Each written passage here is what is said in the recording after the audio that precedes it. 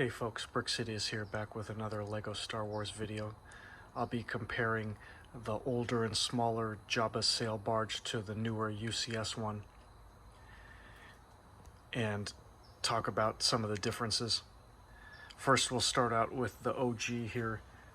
This was the first Jabba sail barge, from Episode 6, Return of the Jedi, of course, that famous Tatooine scene where Luke and company escape. So this is set 6210 from 2006. At the time it retailed for $75 and had a little under 800 pieces. What's cool is you not only got the barge, but you got the desert skiff and the Sarlacc pit. And you got 8 minifigures in this set, including Big Jabba.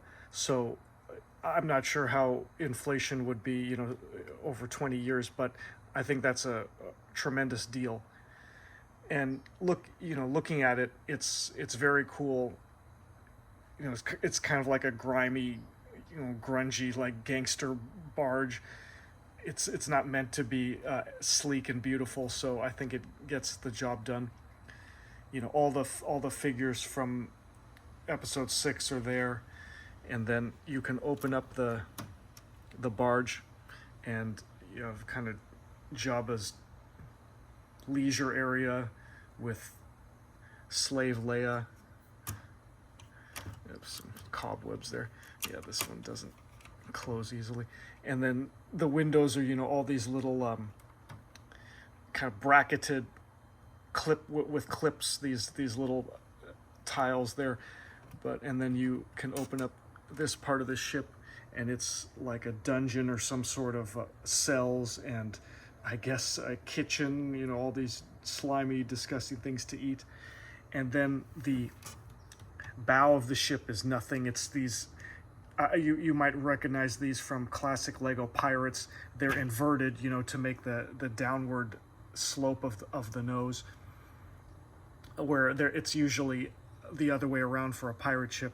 But these pieces are large and solid, so there's nothing in the front of the ship. And then on the deck you have some armaments, and the famous deck gun that Leia and Luke point at the barge to destroy it. And then you have these sails, which I'm not sure if it uses the Tatooine wind to move around. I mean, it's got the futuristic Star Wars propulsion. Maybe these are just for shade. Tatooine must be pretty sunny and hot too. So yeah, it's no complaints here. This is a great set for its time. And there was another version that had, I forget the year, maybe it's in the 2010s, where they had improved on the design, and you get like the little blue guy Max Rebo with it. It's like $100 now. Very, very popular figure. And that, I remember the funny thing with that set, I've never owned it, but I think it has like a cannon in the bow, also like a little port where like a pirate style cannon comes out. So I'm sure the kids love playing with that, even though I don't think Jabba used gunpowder cannonballs. But yeah, I think this set did its job, especially for $75, like a great steal. Then we go over to 2024 with this beast. Yeah, so definitely UCS scale. 75397 is the set number, about 4,000 pieces, $500 US. So yeah, I mean, personally, I think a fair price for this set would be $400, but I know Lego in 2024, 2025, that's just how it is. But let me see. First, starting off, you get the UCS plaque, which is cool, and then you get the minifigure display stands. There's so many minifigures with this set, and this big spot is for Jabba. And you got like the 25th anniversary brick there. But I don't know. Looking at the pictures for this set, like, it looks kind of weird with all the figures and characters in a row like this. I mean, they should be on the ship, like bringing life to it, bringing some action, recreating the scenes. So that's why I put all the figures in here. I think 12 total you get. So compared to 8 for the tiny old set, and 12 here. I mean, they could have in my opinion, they could have had Lando, Luke, Chewie, Leia's included, but and then I don't know. It might have been it might have been a tough decision whether to include Boba Fett or not. Since he's a popular figure. But so kind of similar to the old barge, in the back you have Jabba's lounge area with the new Max Rebo back here with his musical instrument, and the weird pet laughing creature, Salacious Crumb, I think is the official name, and Bib Fortuna, Slave Leia. Strange. So she's got like a what do you call it? Like a backpack element here to clip on. I guess to clip on her chains, but I don't think chains were included in the set unless I missed it or something. But I have some spare chain elements. Maybe I should add to it. One thing I will say, I give a lot of crap to the new Lego sets. Some things disappoint me here and there, but the designs are really good. The new large sets, they're so much sturdier, reinforced connections and joints. The way they don't have as many panel gaps.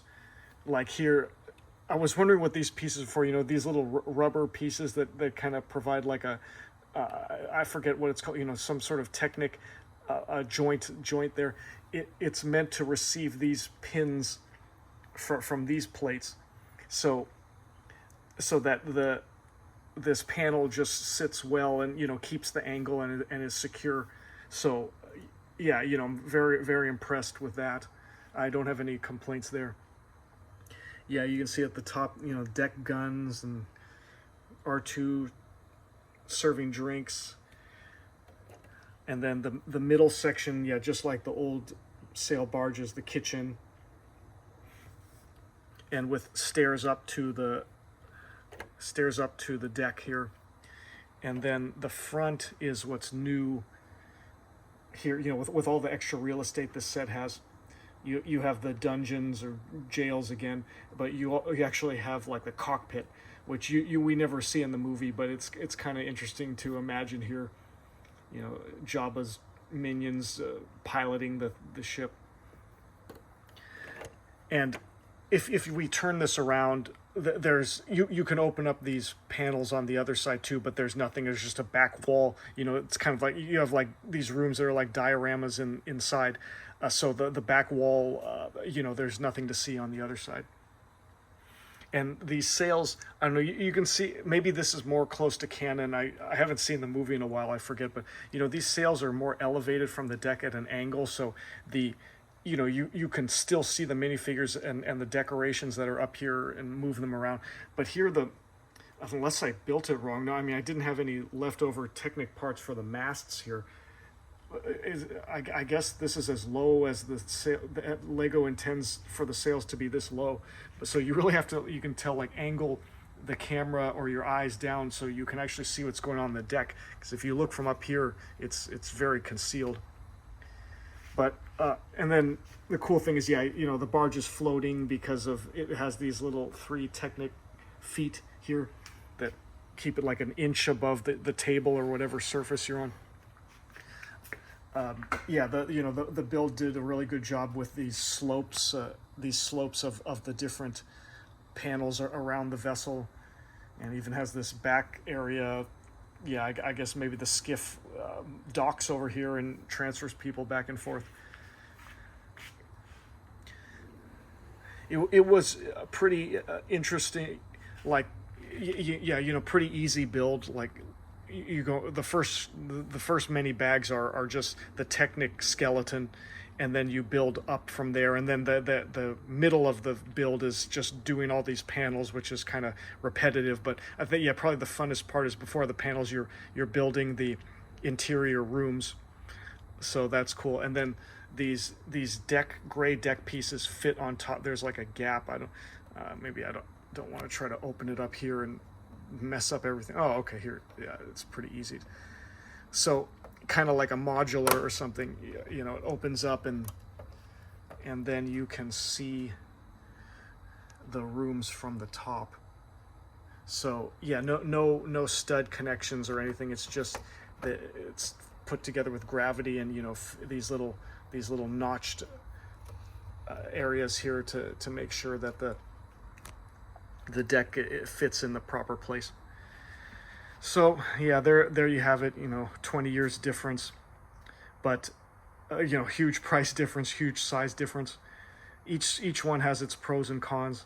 The thing is, this thing, the big guy, the UCS one is quite long. It's, I want to say it's probably near 3 feet long. So I'm gonna try to find a place to display it.